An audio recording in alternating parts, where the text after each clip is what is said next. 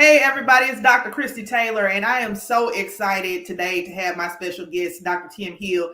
As you guys know, that May is Mental Health Awareness Month, and we here at Work Solutions have really been working and transitioning over the last few months to really have a more social impact focus. And you notice that in February, we launched with the Black Health Summit. We have done a lot of things like the podcast blitz that we did in February and March. And then also over the next year, we'll have events like we're doing here with the Mental Health Summit this weekend. And we'll also be hosting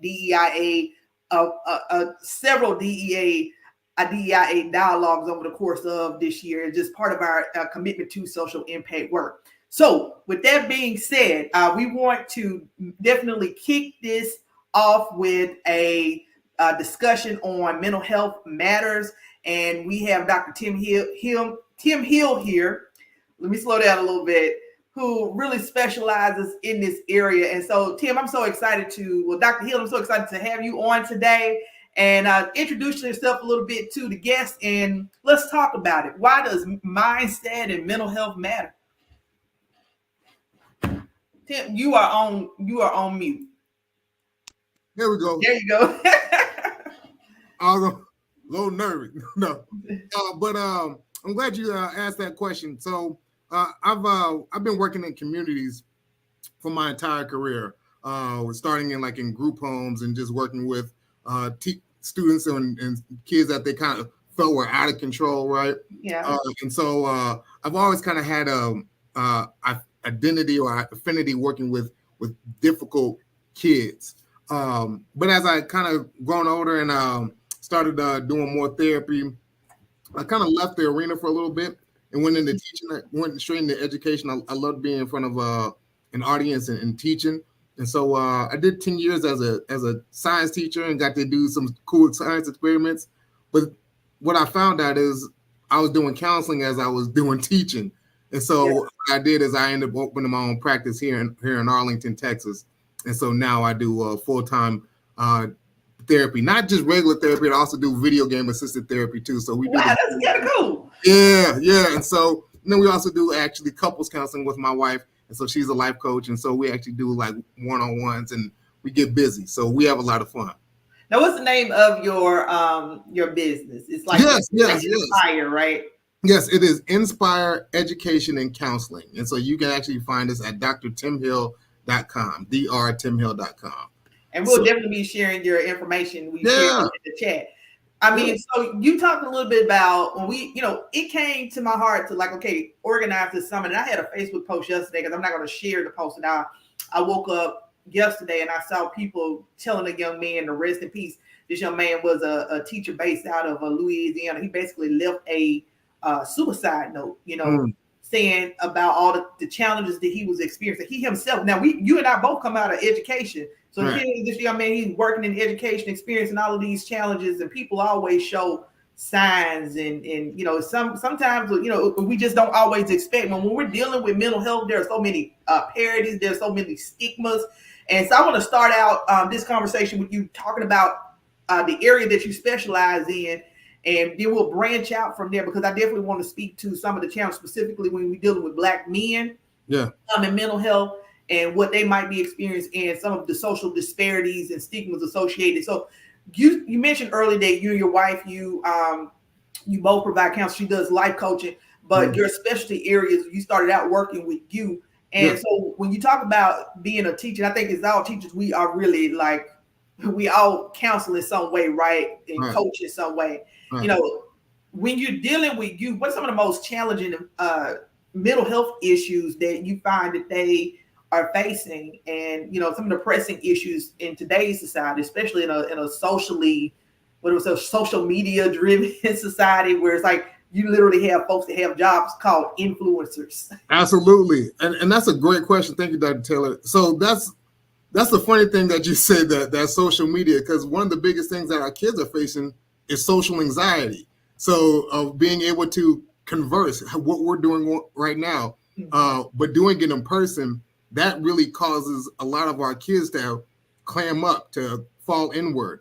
Because if you kind of really think about where they're at right now, a lot of what their dialogue is through phone, through text. I know more kids that'll text you before they'll call you. They prefer it that way, right? That is not normal. Usually the face-to-face contact we find is more engaging, but for them, they fall away from that.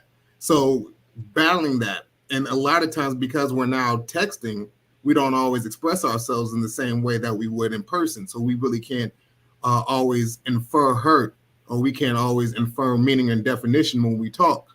So having those small contexts, now we've kind of failed our kids. So not only do they have a social anxiety, but also do they have communication issues. So those are the two primary things that we see, and that doesn't even include depression because of with the testing that's going on right now. We put a lot of weight and stock into it. So our kids sometimes don't feel as valued if they don't hit that certain goal, or if they don't meet that certain criteria. And then they put it all on themselves and they say, well, what's wrong with me? And so between those three, that's a lot of what's going on with our kids. Yeah, so we have this 2-day summit coming up. That summit mostly focuses on dealing with adults. That's why I thought it was so important to have you on, right? Because we'll talk about some of the social disparities, coming up in this next portion here. But I love the fact you specialize in working with kids, even though you work with adults too. But it started out for you as someone working with children and noticing some of the challenges that you need. And I just find it quite, it's something to really think about if you're listening in, whether you're tuning in now or you're tuning in later, as a parent, to think that our children, whether you're teaching in the classroom, because I don't have children, but I'm a mom to many or aunt to many, right? Right. You're in the classroom engaged. And I know as a teacher, they're always telling us, hey, make sure you are incorporating technology into the class. And we try to do all of these cool things, but it's kind of like an oxymoron to me for kids to be engaged at this level, but yet still have social anxiety. And we can't miss the fact that they're looking for ways to communicate with us that might be different than that traditional dialogue. What are some of the ways that how do you take note of when a young person is having these types of challenges, right? You talk about how do you notice that up front as an adult, as an observer of this? So I've been trained to kind of to observe and to figure out, but if I'm just like a regular person and I'm trying to identify, like, is there something wrong with my kid? I had that just last night, right? We're seeing somebody about it. The thing is that you don't know all the time, because we don't always know what we're looking for, right? Sometimes what we consider as developmentally normal, we might see as, well, because of my own trauma, as a pain point for us. So you might say, oh man, he's talking back. Well, that could be him just expressing himself. But because of a pain point that you may have in your history, you might see it as something that is wrong. So having just a professional to say, have an objective view to say, you know what, is everything good? Is everything all right? Yeah, he's fine. He's just trying to do this, or he's trying to do that, and so that you can see it for yourself. And I even want to add into this. I do see a lot of kids, but more importantly, what I'm finding is the problems that I see is just not isolated to the kid, usually expands to a bigger picture. And that's why we've been working with families. That's how we started working in relationships, because we understand that a lot of what they see and how they behave stems from where they are at and what they see and what they mirror. And so that's what we kind of do and what we build for.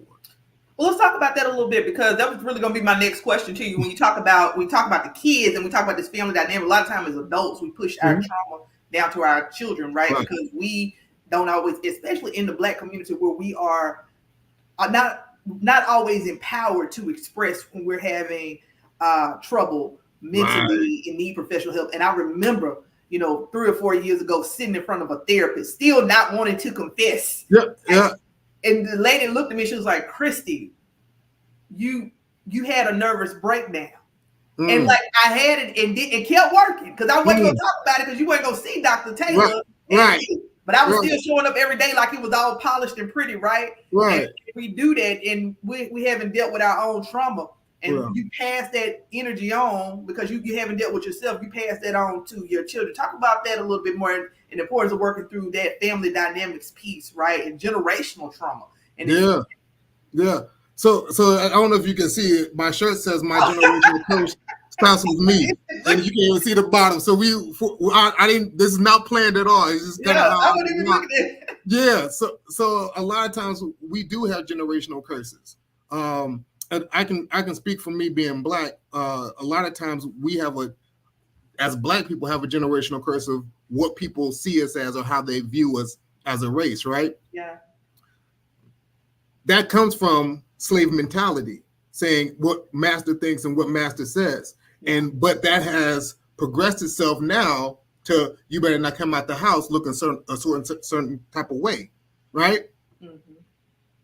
There's nothing wrong with it. I'm not saying that is necessarily, but that is a lot of where it stems from, right? Well, there's a lot of, we were talking about this. I was just telling you about a class I was taking. We were talking about this, and I was reading something about something Whoopi Goldberg said when she was asked about like she was like, no, I do this for Whoopi Goldberg because we have this stigma that when we do something, I'm here to represent the whole race. So if somebody does something embarrassing, right? A lot of this trauma. Oh, that represents the whole of Black race, right? Oh, look, look what they done did, right? Yeah, I could probably stay on that topic with you for an hour. I can't tell you the number of times in terms of healing that I correct people to say, no, that person represents themselves. They don't represent collectively. It would be the same for me as like I'm known to love everybody, right? I can't look, even as a person who's doing the work of DEIA, I can't look at a group of white people and go, well, everybody is like this as a collective, right? I have to look at people individually for how they've had. And I think we as Black people have to learn to look at like, okay, that's Sexy Red over there twerking. That's not a representation of the whole of the Black collective. We're not a monolithic people, right? Let me let you jump in there because I could go on a tangent.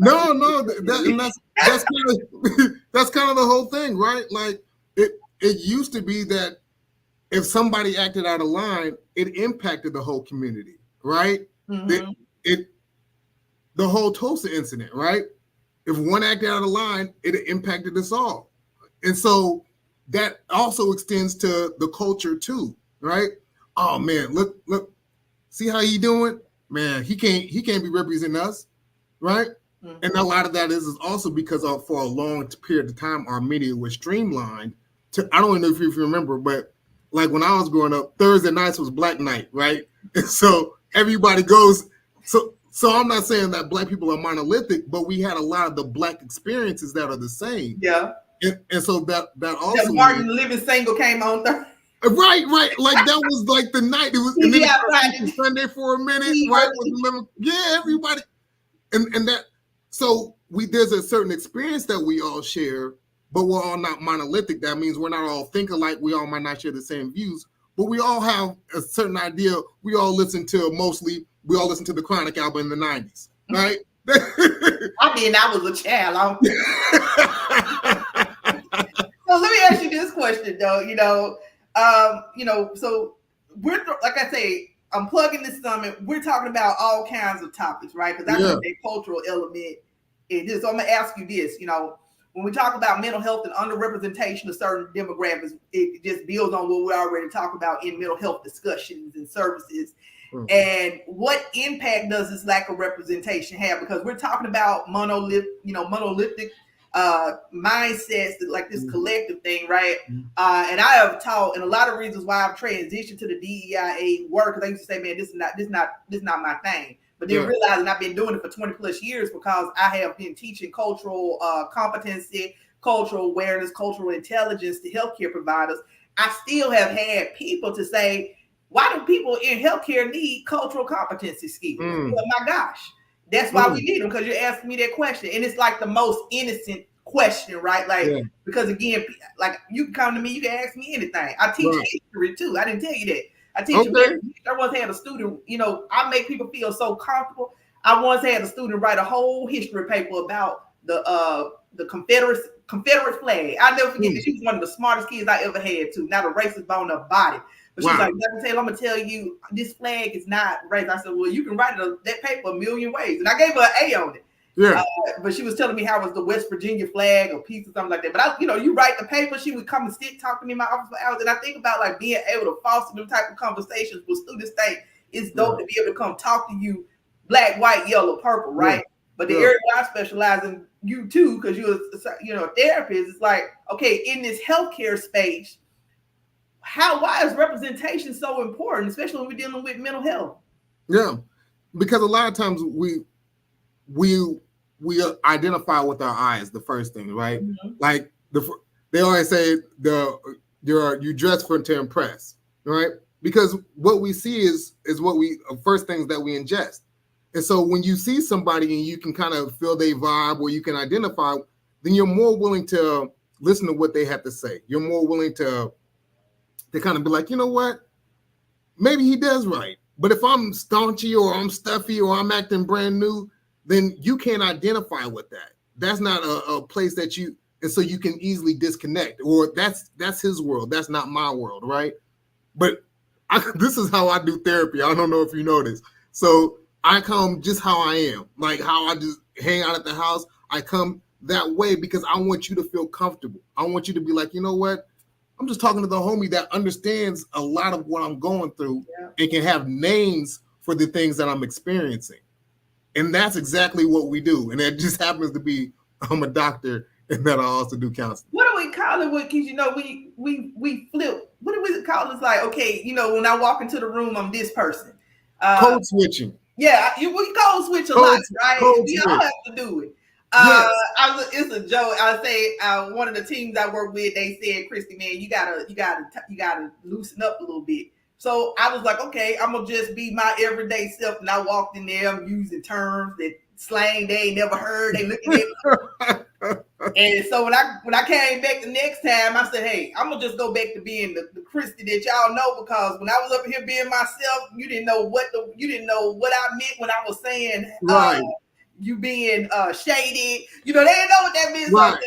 So we have the code switch, because the same way that you talk to and connect with people from a mental health standpoint, right? It don't mean that that every time you see somebody, you gotta go, yo, what's up? Right. You know what I mean? Right. But it's just, being relatable to people. And I think that one of the things that allows us to work across the spectrum, even though we might code switch in professional environments, is that making people feel comfortable across all races, backgrounds, and experience, and being able to come talk to us no matter what. Because I'm sure working in the school system, I mean, you dealt with all kinds of students, parents, backgrounds, right? So we just want to put that on the table, even though we're speaking from a culturally aware standpoint. As professionals, the connectedness and being able to adapt across the spectrum is really important. I think that's on both sides, right? That's anywhere you go. So we talked about the importance of being able to connect. Oh, Lord, I could go on with you for another 10, 20 minutes. I might just have to be late for that class. So one of the topics that we got coming up, let's talk about what's going to be happening on day one. We're talking a little bit about self-care and being able to thrive in your career, right? I want you to speak to that, because we got some great hosts. I can't read them all because I'm blind. I got Fred, Ruth Rutman, Heather Brown, my best friend. I would never introduce her as Coach Angela J. I was going to say my best friend, Coach Angela Johnson. Okay. Future Chief Master Sergeant of the Air Force Military. But we have her coming, Lisa 𝒃𝒒, George Brooks, who is phenomenal. I don't know if you've ever heard him speak. We have some great folks coming. Some killers up there. So when you talk about mental health and self-care, just like give me a little bit about, like, if I'm a patient, a client coming to you, and I'm talking about mindset matters, mental health, and self-care, what are some tidbits you would give me to empower myself? So it kind of depends on what your problem is, right? Because a lot of times what we think is self-care is not always self-care. Like, oh yeah, I just like to go to work. Some people that is for truly self-care, and then other people is just they worry so much that feels like that's the way. So what I mean by self-care is, how do you manage your own mental health? How do you regain your peace, right? We all have energy and we pass our energy out, but at a certain time, just like a gas tank, we get down to zero. Yeah. What do you do to replenish your gas tank, right? Some of us is watching TV, some of us engaging with family, some of it's playing video games, right? Mm-hmm. How do you replenish your bar? Socialization, right? It's up to you, but making sure that you are able to find time to do that, because a job will always be able to take. There'll always be find time. I promise to God, they're going to advertise your job. They'll always find time, right? You check out. They gonna be like 2 weeks later. They gonna advertise their job. They gonna. I don't know if it'd be 2 weeks because they don't need to fill that position now. So that's what I'm saying. Like that's just the way it is. All right. I had a young brother died in the classroom. Man, I felt bad. Them kids still had to be taught. You know what I'm saying? So for that reason, make sure that you take time for yourself. Because if you don't take care of yourself, who else is taking care of you? I am so proactive with my clients because I don't care if that resume was due yesterday. I always try to make sure I get that on time, but I will hold off on taking clients to say, look, I'm going to schedule your appointment for a week from now because this day, I'm going to be, I think last weekend I had to just go get a hotel to shut off the phone. Yeah. Me and my sister, we took our first day off in a year. We didn't realize we didn't even know we were trying to just stay off the phone, right? Just texting each other to say, okay, this need to be done for the business. Like you said when I first got, you typing away because it takes a lot to launch these events, to do these things, right?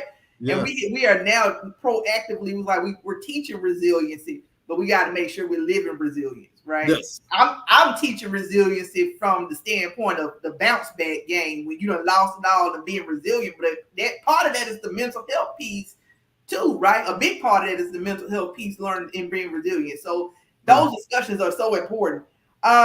Day 2, let me get you to speak a little bit on that because mental health advocacy and psychologically safe workplaces. We have Mel Watson, by the way, Kim Brochette, Willow Merchant, Rita Ferrero, and Dominica Stansworth.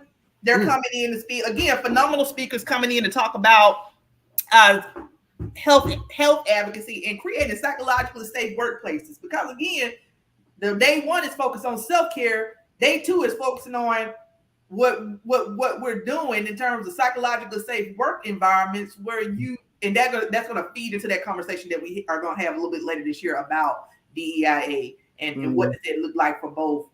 And I have all of these panels to try to cover all of these different areas. So what are your thoughts on those psychologically safe workplaces? I can do another whole hour on this just for people of color. Yeah. But we're gonna just focus in general, right? No, that's perfect. Because a lot of times workplaces are filled with micro affirmations and microaggressions. Filled with them, chock full.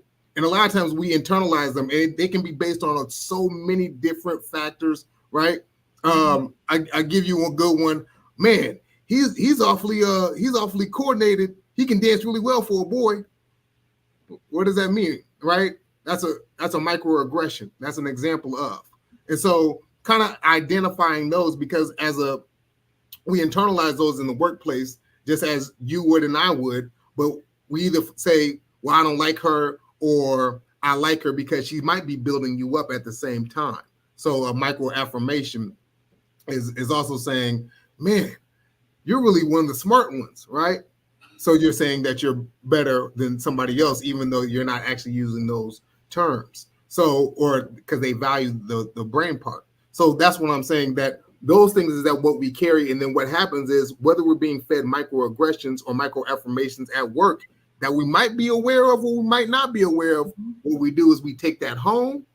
And then that's what we do to our relationship. That's what we often do to our kids. And so it now becomes a cycle of going back and forth. Yeah, I saw somebody, I wrote through Facebook posts and I see comments like, oh, well, I give the energy that I receive, or right. Y'all realize you can't always give the energy that you receive, because if I match energy with everything, I'd be completely right? Or what happens at work don't matter. I'm just here for the money, so I can just scroll it. So you really don't ever scroll it out, right? You can't be in an insane work environment and think you're not going to take this home with you. I must be preaching to the choir. Let me let you jump in there. Yeah, I'm just saying you carry it. A lot of what you do at the work or how you respond, you think you let it go. No, you carry a little bit of that. There's some residuals that happen with that. You be waiting on something to pop off. It's you know what I'm saying? Just let it go. Right. As soon as something pop off that validates how you felt, right? Right. And especially, and then my worry is if it's somebody that you care about and you brushing it off, why are we doing that for somebody that you're supposed to be caring about? You know what I'm saying? So either way, I kind of, I gotta look and see what you're doing for real. If you just matching energy every single time. Yeah, so we have to be careful because, man, I think that when we get ready to do season 2 of the podcast, we need to bring you back so we can discuss this longer, right? Because it's like, I think people really just don't get that. You cannot just work in an environment, a hostile work environment, and think that you're going to be okay. Nah. Why did I leave education? First of all, I make way more money doing what I'm doing, right? Yeah. I might sit in my little cubicle doing my stuff. I'm still doing powerful work, but I'm able to run my business, make way more money. But I'm not going to submit myself in a hostile work environment and deal with politics for the sake of just being there to get a check for 20 years. You got to decide for yourself. What is it you're going to deal with? What can you accept and tolerate? Never ever feel like you got to accept them, because energy, right, reciprocates. You know, and I do get it, because you probably got like a single mom out there that's struggling. If I can't lose this job, and I totally get it 100%, right? But I also wonder, like, how much stress are you taking home, and how many years are you willing to give to somebody that's not really truly giving to you but a paycheck? I had a job, and my mom and sister would be like, "You need to quit." And I'm like, "This is a good job. I would just be here for 20. All I got to do is make it 20 years." My mama literally walked in one time in the middle of me in a meeting. I was just happened to be at home on vacation. When she walked in the middle of a meeting, and she was like, "You need to quit." Dang, cold blooded. So, because I think that we get lucky that I got to have this good job and stay. So, man, this has been a great kickoff conversation to what we got coming the next couple of days. We definitely going to have you back as part of our DEIA panel series that we have coming up, right? Also going to try to get you on for the podcast, because I'm debating on how I'm going to do that, when I launch season 2, which is now going to be called, guys, we did away with Career Coach RX, as much as we build that page up. The name of our business is WORk Solutions. So we want to be known as the prescription, right, for mission-driven individuals and organizations in the social impact sector, because we are trying to make an impact with the work that we do. So Career Coach RX was a great little catch-on name, but you guys are going to notice that we transition everything over to WORk Solutions if you're tuning in, and you'll see that over the next month, because the RX is for the prescription. So Dr. Hill, kick us off with our discussion on this topic of mental health. I could, again, stay on for another hour talking to you about, especially this cultural dynamic aspect of it, and some of the challenges that we see. I really was digging what you had to say about, because it was something I never thought about. I was like, you bring energy home, but the macro and micro aggressions that even you take as affirmations, that's what I'm gonna put in my pocket. Yeah, go ahead. Yeah. What do you got coming up? What are you doing? You speaking? Are you and your wife speaking? Or y'all, what do y'all have coming up in events? So right now we are in schools, and so we're hoping to come to a school near you. We do mentoring. We also do professional development. We build culture, because we understand that's what it's about. We can't love and pour into these kids and ask, hey, can we pass all these scores if we can't pour into them first? So we always do that for our schools. The other thing that we do is we at Inspyre Education and Counseling, we do couples counseling. So if you having problems with that boo, come on through. That's what we got for you. And last but not least, it is coming soon. It is we're Doper Together R&B hip hop relationship tour, and that is going to be popping pretty soon. So keep man, it's coming, and it's so dope, because you're allowed to listen to some of the old jams that you used to groove to. While getting close to your boo even at the same time. So it's a dope load, but we're putting it together right now so we can be doper together when it happens. I love the cultural relevance that Black love. See, at WORk Solutions, we cover you on everything. I'm your career coach. Dr. Hill got you on a relationship, so it's holistic, and that's it's a holistic conversation. Dr. Hill, we drop your information in the contact area. This recording is also going to be available on our YouTube channel, WORxK Solutions, guys. Work solutions that work, coaching that works. So we are so glad that we had an opportunity to kick this off, have you on today. We look forward to having you and hosting you in the future. And this has been a dope conversation. So I am looking forward to future opportunities to collaborate. And thank you guys, those who tuned in. And if you're listening, this will be available on Spotify, iHeartRadio, as well as Amazon, and it'll be available on our YouTube and also LinkedIn. So thanks for tuning in. Have a great night. Appreciate you. Mental health. Get it?